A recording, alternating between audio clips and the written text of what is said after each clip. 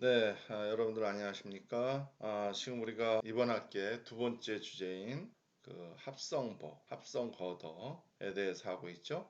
그 중에서 마지막 부분인 그 합성 거더의 그 설계에 대해서 지금 공부를 하고 있습니다. 지난 시간에 이거 한번 봤지만 한번 리마인드하는 뜻에서 한번 더 보겠습니다. 합성 거더를 설계하는 데 있어서 처음에 할 것이 부재 배치 및 하중 조건이 있을 거고, 그럼 강종을 선정하고 그 다음에 극한 모멘트를 우리가 산정을 하죠.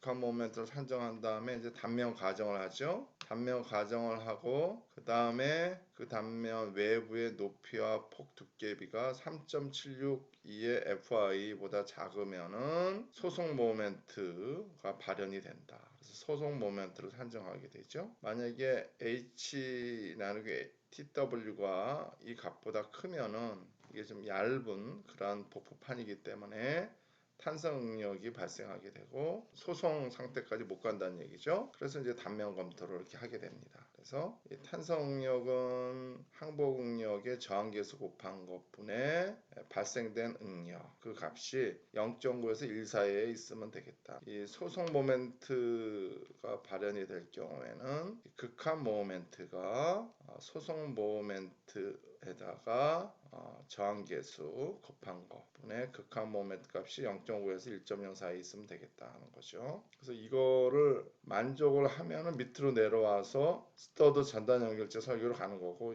이걸 만족 못한다? 그러면 다시 단면 가정을 하게 되죠. 이런 절차를 거치게 됩니다. 전단 연결체 설계하고 도면 작성 설계 완료 이렇게 되게 됩니다. 지난 시간에도 얘기했다시피 여러분들이 설계 실습을 이제 앞으로 진행을 하게 되고요. 그 다음에 그 설계 보고서 목차는 여기 있는 목차대로 여러분들이 작성을 하면 되는 겁니다. 이러한 목차대로 오늘 여러분들에게 예제를 풀어주려고 하는 것입니다. 그 설계 조건을 보면은 재원이 있죠. 길이가 40m짜리고 콘크리트 유효폭이 3,000 3m라는 얘기죠. 여러분들이 도면에서 아무 이런 기호가 없이 숫자만 있다 그러면 걔는 밀이라는 뜻입니다. 그러니까 3000mm, 그러니까 3m죠. 그 다음에 콘크리트의 탄성계수고 강제의 탄성계수, 콘크리트의 강도, 콘크리트 바닥반의 최소 2개 이런 거는 이렇게 주어졌다고 일단 보는 것입니다. 이것도 다 변수라면 변수가 많아지기 때문에 요거까지 이렇게 주어져 있고요. 자, 하중 조건을 보겠습니다. 하중 조건은 여기 등급포 하중이 타는데 고정 하중, 데드로드라는 얘기죠. 사하중 이렇게 쭉 타고 또 하라중, 라이브로드가 또 이렇게 등급포 하중으로 이렇게 탑니다. 그랬을 때의 극한하중은 어떻게 됩니까? 1.2의 사하중, 1.6의 활하중 이렇게 계산하죠. 1.2나 1.6은 뭐예요? 하중 개수죠. 극한 하중을 만드는 하중 개수입니다. DL이나 LL은 사용 하중이라 그러죠. 사용 하중에다가 개수를 곱해서 극한 하중을 만들게 됩니다. 우리가 LRFD에서는 이 극한 하중을 사용하게 되죠. 강종을 SM490으로 선정했어요. 항복 응력이 315MPa이고요.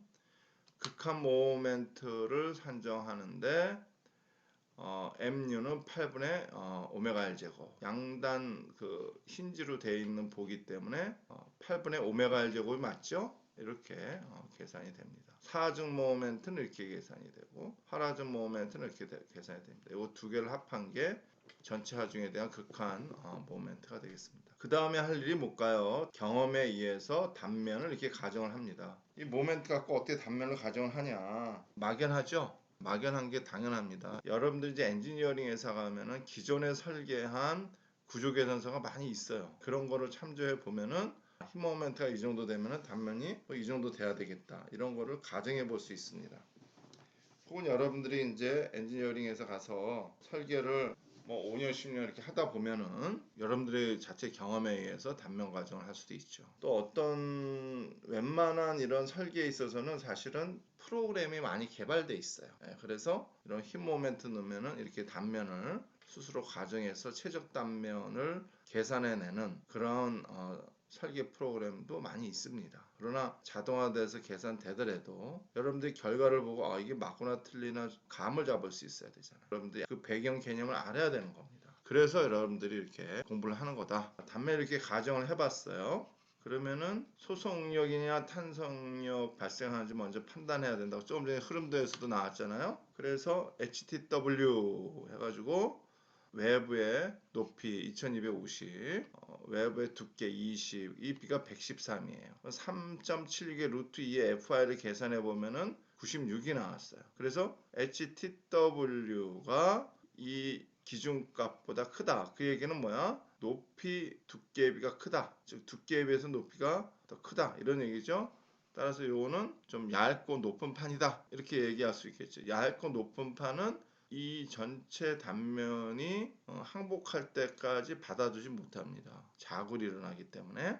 따라서 얘는 탄성응력 발생하게 된다는 걸 여기서 판단해 볼 수 있고요. 자, 탄성응력에 대해서 이제 설계를 지금부터 하면 됩니다. 요 강도 검토하는 프로시저는 사실 여러분들 앞에서 한 거죠. 단면이 일단 정해지면은 이 단면이 얼마만한 강도를 갖고 있는지에 대해서 계산하잖아요. 그래서 그 계산 프로시저는 같은 겁니다. 그래서 이미 배운 거예요. 일단 봅시다.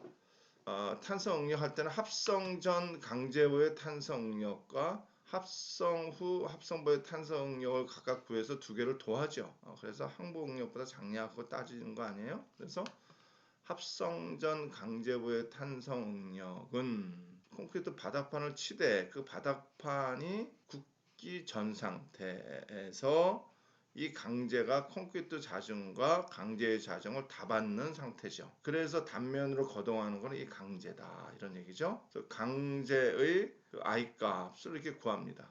구할 수 있죠? 전체 단면의 I 값을 구한 게 이거고, 요거는 빈 부분의 I 값을 구해서 빼준 겁니다. 그러면은 강제의 단면 계수는 이게 위아래 지금 대칭 단면이기 때문에 윗방향 단면 계수는 아래 단면 계수가 똑같아요. 전체 높이의 반으로 나눠주면은 단면 계수가 나옵니다. I를. 그래서 이때의 고정하중에 대한 즉 사하중, 데드로드에 대한 응력은 MD에다가 사하중, 극한 모멘트죠. 그거를 단면 계수로 나눈다. 그래서 계산하면 96메가파스칼이 나온다 이런 얘기입니다. 자, 합성 후 합성보의 탄성 응력은 합성이 되면 위에는 콘크리트, 아래는 강제 이렇게 되지 않습니까? 그러면 재료가 같아요, 달라요? 두 개가? 다르죠. 재료가 다르면은 이런 식 단면계수 구하고 단면계수 나눠가지고 응력 구하는 이런 식이 성립하지 않습니다. 두 가지 다른 종류 그대로 놓고는 성립하지 않기 때문에 한 가지 재료에 대해서 이런 식이 성립하는 거야. 그렇기 때문에 얘를 두 가지 재료지만 한 가지 재료화해서 계산해야 된다. 한 가지 재료를 어떻게 만드느냐? 이 경우에 있어서는 콘크리트를 강제처럼 바꾼 거야. 어떻게 바꾸냐? 우리가 탄성계수비를 계산하죠. 강제와 콘크리트의 탄성계수비를 계산합니다. 그 탄성계수비를 콘크리트를 나누죠. 폭을. 그럼 이 콘크리트가 마치 뭐처럼 되는가? 강제처럼 되는 거예요. 강제라고 보면 됩니다. 그러면은 이 단면에 대해서 우리가 I값 계산할 수 있잖아요. 그럼 S값 계산할 수 있고 응력도 계산할 수 있죠. 그렇게 한다는 겁니다. 그래서 이건 앞에서 여러분들 이거 예제를 한번 계산해 봤잖아요. 그렇죠? 또 여러분들 2학년 때 응용역학 시간에도 이런 거 했었고 여기 콘크리트 쪽 강제화 한 거지만 그 단면적 구하고 그 다음에 강제의 단면적 구하고 그 다음에 YSL 여기에서부터 도심까지의 위치 이거 구한 거죠. 두 개의 단면적이 밑으로 내려간 거고 그 다음에 콘크리트는 여기서부터 2300에서 여기 중심까지 거리니까 이렇게 되게 200이니까 100이잖아요. 그 다음에 강제 여기서부터 보면은 강제 단면적에다가 Y가 1150이죠. 그래서 도심을 이렇게 구했습니다. 이거는 바닥에서부터 이제 도심까지의 이제 거리가 되겠고요. 자, 콘크리트 상단까지의 거리는 뭐 구할 수 있겠죠. 전체 높이에서 요 빼면 상단까지 거리 나오는 거. 그렇죠? 강제 요 상단까지의 거리도 구할 수 있겠죠.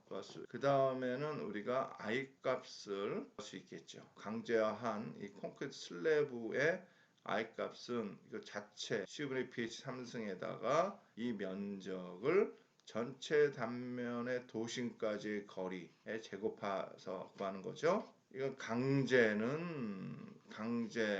i값 앞에서 구했었죠. i값에다가 그 다음에 강제 단면적에다가 강제 도심에서 전체 단면의 도심까지 그 사이 거리, 그렇죠? 그거의 제곱. 전체 단면의 i 값은 ic 플러스 is 하면은 이렇게 나오겠죠. 그 다음에 이 합성된 이 단면에서의 단면 계수인데 강제 하단 쪽에서 응력이 크게 걸리기 때문에 일단 그것만 검토를 해보는데, 그러면은 도심에서 하단까지 거리를 나눠주죠. YSL로 나눠준다. 위에서 구했으니까 하면은 이 값이 나옵니다. 그래서 하라중 모멘트를 이 합성 단면이 받잖아요. 그래서 하라중 모멘트 나누기 합성 단면 하면은 123 메가파스칼이 나옵니다.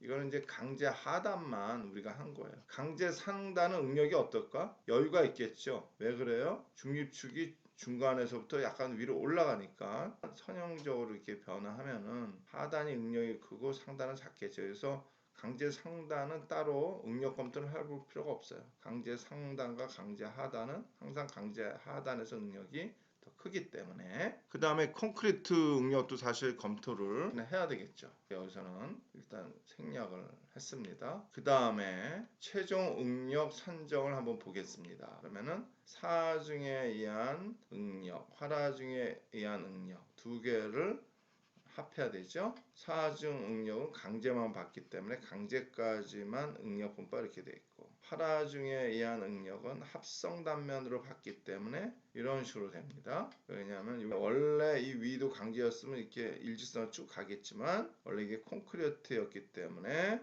S로 나눠줘서 N으로 다시 나눠야 되죠. 그래서 콘크리트 부분은 응력이 이렇게 줄어드는 걸 우리가 알 수 있습니다. 두 개를 합해서 이 아래쪽 강제 단면의 응력에 주목하고 있는데 두 개 합하면 99에 123에서 222 메가파스칼이다. 그러면은 이거는 하중에 의해서 발생되는 응력이고 이 단면이 저항하는 그런 저항값 파이 FY로 정의를 합니다. 항복 응력 곱하기 저항계수를 곱하는 거죠. 283입니다. 그럼 284분의 221은 0.78이에요. 0.9보다 작다. 그럼 노굿이야. 자, 0.78에 나왔어요. 한번 여러분들 대답해 보세요. 이 단면은 안전합니까? 안전하지 않습니까? 이 단면은 안전하죠. 강도가 더 크니까 하중에서 발생되는 응력보다 강도가 크니까 안전합니다. 안전한데 0.9보다 작기 때문에 너무 안전해. 그 얘기는 뭐야? 단면이 너무 크다 작다? 단면이 너무 크다는 얘기예요. 그렇죠? 커서 안전은 하지만 너무 큰 걸 쓰니까 비경제적이 되죠. 비경제적이 돼. 따라서 여러분들이 이제 나중에 설계자가 되면은 단면이 안전할 뿐만 아니라 경제적인 단면으로 우리가 설계를 해야 되지 않겠어요? 그래서 이거는 노굿이다 이거예요. 노굿. 따라서 어떻게 해야 됩니까? 단면을 줄여줘야 된다 이거야.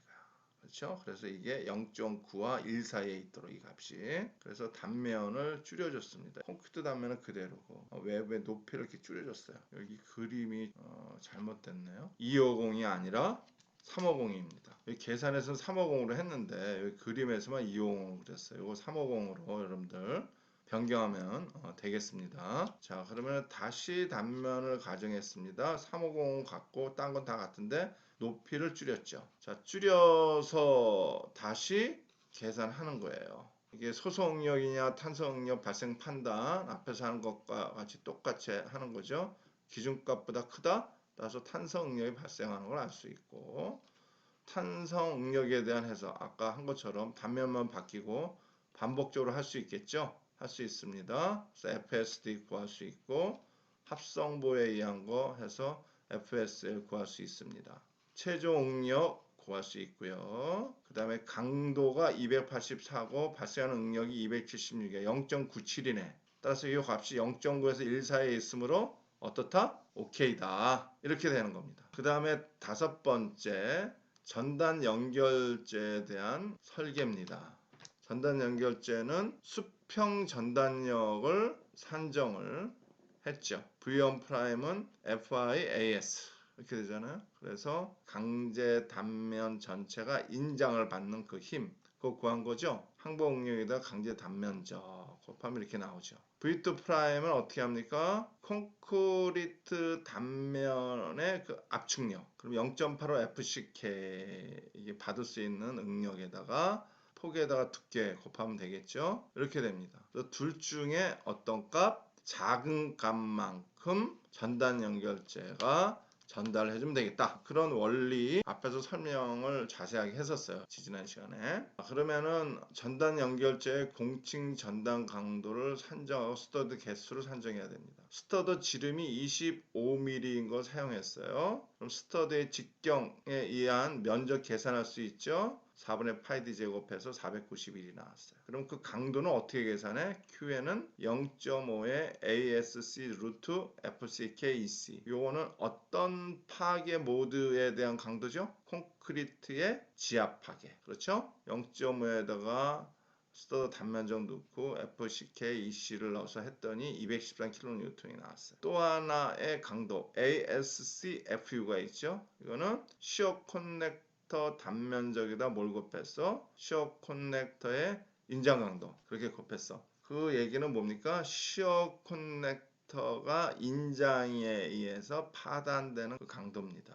콘크리트 근치압 전단 연결체 인장파의 강도입니다. 계산했더니 196이 나왔어. 강도를 쓸 때 어떤 강도를 써야 돼? 둘 중에 작은 거를 써야 돼. 왜 그래? 힘이 196kN이 작용하면은 시어 스터드가 파단이 되잖아. 콘크리트 지압 강도가 아무리 213으로 크더라도 196에서 파단이 되니까 얘는 필요가 없는 거가 되죠. 둘 중에 작은 값 쓰는 거야. 그러면 스터드 개수는 어떻게 됩니까? 아까 앞에서 계산한 V 프라임 15,300입니다. QN이 196이야. 78개가 필요한 걸로 나왔어요. 그래서 최소 78개 스터드가 배치되어야 합니다. 계산에 의해서 나온 숫자예요. 그러면은 전단 연결제를 그럼 배치해야 되겠죠? 전단 연결제를 배치하는데 시공의 편의성을 위해서 80개의 스터드를 배치한다. 78개인데 그냥 80개, 2개 올린 거예요. 이 정도 올리는 거는 설계자가 그렇게 올리는 거 괜찮습니다. 뭐 2개, 3개, 4개, 5개 그 정도 올리는 건 괜찮아. 78개보다 작은 거 쓰면 안 되겠죠? 이렇게 올려서 이렇게 딱딱 떨어지는 간격을 쓰는 게 시공자가 훨씬 시공하기 좋아요. 그래서 올린 겁니다. 자, 교축의 직각 방향으로 스터드 중심 간격은 250mm가 되도록 하고 2단 배치한다 이거. 옆으로 교축의 직각 방향으로 2단 배치한다 이거. 두 줄로 배치한다는 얘기죠. 그 다음에 교축 방향으로 스터드 간격을 한번 보겠다 이겁니다. 교축 방향으로는 스터드와 스터드의 간격을 500이라고 봤어. 500mm, 50cm죠? 자, 80개입니다. 그러면 2단 배치하면은 몇 줄이 들어가야 되죠? 40줄이 들어가면 되잖아요. 그렇죠? 그러면 간격으로 봐서는 39간격이 나오고 40에서 하나 줄어든. 그래서 500에 39간격이 나오고 우리 보가 이렇게 있었잖아요. 그렇죠? 그러면 힘 모멘트가 작용해. 그래서 지금 여기서 계산하는 건 어떻게 하는 거야? 이 중심에서부터 한쪽만 계산하는 거야. 여기 한쪽에 스터드가 이렇게 막 있을 거 아닙니까? 요거 계산하는 거예요. 요거 여기서 이 간격이 39개 간격이 이렇게 있다는 얘기죠. 500 간격으로 해서 39개의 간격이 있다는 얘기고 2 곱하기 500이라는 얘기는 여기 간격도 500일 테니까 반으로 나누면 250이잖아요. 2분의 500이라는 얘기. 이 끝에가 250도 간격이 남아 있어야 되겠죠. 그래서 250. 그래서 전체가 20m가 된다 이거예요. 그래서 80개를 하니까 이게 딱딱 떨어지는 500 간격 떨어지는 게 나오죠. 약간 조정해서 이렇게 떨어지는 걸 쓰면 돼. 만약에 78개를 썼다. 그러면 500이 아니라 얼마가 나오겠어? 뭐 500, 뭐 12, 뭐 이상한 숫자 막 나올 거 아니야? 계산해 보면은 딱 떨어지지 않는다고. 그래서 딱 떨어지는 거를 쓰는 게 시공자를 위하는 거다는 얘기죠. 자, 그러면 교축 방향 스터디의 최대 최소 간격 검토. 그래서 교축 방향은 최대 간격이 기준 배웠었어요. 그렇죠? 콘크리트 두께 3배. 콘크리트 두께가 200이니까 3배하면 600입니다. 이게 최대 간격이야. 500이니까 이거보다 작으니까 되겠죠? 오케이. 최소 간격은 스터드 줄기지름의 5배. 줄기지름이 25로 썼어요. 125야. 최소 간격 이게 지금 우리가 얼마입니까? 500이잖아요. 요 간격을 만족하게 되고 또 최소 간격은 100보다 또 커야 되고 그래서 100보다 큰 125는 좋은데 우리가 사용한 거 이 500 그러니까 125보다 크죠? 그래서 오케이 이렇게 되는 거고 그 다음에 직각 방향 이게 바로 교축 방향이고요. 직각 방향 이것과 수직한 이 방향이죠. 그거의 최대 최소 간격 검토를 보면은 최대 간격은 이 기준에 이렇게 나와 있죠. 3배의 TC에서 600 간격보다 작아야 되고 250 간격으로 우리가 할 거기 때문에 중심 간격 250이 되도록 2단 배치한다고 되어 있잖아요. 600보다 작아서 오케이. 최소 간격은 D 플러스 30 기준이 있습니다. 줄기가 25, 30, 그러니까 55보다 커서 오케이. 이렇게 되는 거예요. 이제는 남은 게 뭐야? 설계 도면입니다. 교축 직각 방향이고 이쪽 방향이 자 300, 콘크리트 200, 25, 1950, 25, 20, 350 이렇게 됩니다. 자 스터드가 교축 직각 방향으로 250 간격으로 해서 끝에서 50, 50 간격이 있고요. 측면도 이거 옆에서 본 거는 전체 길이가 40m잖아요. 40m인데 중간이 반복되기 때문에 이렇게 자른 거야. 이렇게 자를 수 있겠죠. 아까 우리가 반 잘라서 오른쪽만 보고 39개야 간격이. 그러면 좌우 대칭이니까 이쪽도 39개겠죠. 그렇죠? 두 개 합치면 어떻게 되겠어? 간격으로 보면은 79간격이 되죠. 중앙에 하나 들어가니까 79간격으로 해서 간격과 간격과의 거리는 500이다. 이렇게 되고 양쪽에 250, 250 이렇게 됩니다. 뭐가 반복될 때는 500 그 간격이 몇 개 있다? 79개가 있다 이런 얘기예요. 이렇게 씁니다. 500짜리 간격이 79개가 있다. 여러분들 나중에 이제 도면을 보면은 이런 식으로 표현이 되어 있습니다. 그러면 그런 뜻이구나 알면 되겠어요. 도면에 지금 아무런 단위가 없죠. 그럼 다 밀이라는 뜻이에요. 그 다음에 강제 플랜제 평면도를 본 겁니다. 길이는 얼마야? 400이고 이게 중간에 이렇게 자른 표시 들어갔죠. 이렇게 자른 표시 들어갔고 역시 간격이 이게 스터드 간격이 이렇게 알 수 있고 위에서 봤을 때는 2단으로 해가지고 쭉 배치되어 있는 걸 알 수 있습니다. 자 여기까지 해서 설계 예제를 한번 쭉 따라서 가봤어요. 이것으로써 마치도록 하겠습니다. 자, 수고하셨습니다.